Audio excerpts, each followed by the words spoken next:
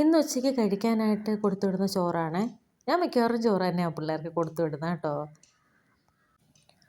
അങ്ങനെ 2 പേർക്കും ചോറ് ആയിട്ടുണ്ട്. പിന്നെ ഞാൻ വെക്കുന്നത് കോവയ്ക്ക മെഴുക്ക് പുരട്ടിയാണേ. 2 പേർക്കും അത്യാവശ്യം പച്ചക്കറിയുടെ കൂട്ടത്തിൽ ഇഷ്ടമുള്ള സാധനമാണ് കോവയ്ക്ക. പക്ഷേ അവർ മെഴുക്ക് പുരട്ടുമ്പോൾ അത്ര കഴിക്കില്ല. പക്ഷേ ഇത് പച്ചയ്ക്ക് കഴിക്കാനാണ് ഇവർക്ക് കൂടുതലിഷ്ടം. നമുക്കൊക്കെ പച്ചയ്ക്ക് കഴിക്കുമ്പോൾ ഒരു കവർപ്പ് പോലെ തോന്നാറുണ്ട്. പക്ഷേ ഇവർക്ക് പച്ചയ്ക്കാണ് ഇതിഷ്ടം.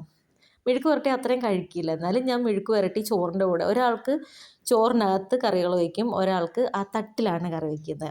ഇങ്ങനെ കാരണം എന്ന് വെച്ചാൽ മൂത്ത ആൾക്ക് ഇച്ചിരി പാടാണ് ഈ പച്ചക്കറി ഐറ്റങ്ങൾ കഴിക്കാനായിട്ട്. ചിലപ്പോൾ തിരിച്ചു കൊണ്ടുവരും. ഇതിപ്പോൾ ചോറിനകത്ത് വയ്ക്കുമ്പോൾ ഇതിൽ സ്കൂളിൽ ചെല്ലുമ്പോഴത്തേക്ക് ഇതങ്ങ് പെരണ്ടോളും. പിന്നെ ഒരു കഷ്ണം നാരങ്ങാച്ചാറും വെച്ചിട്ടുണ്ട്. ഇന്നത്തെ ലഞ്ച് ഇതേ ഉള്ളൂ.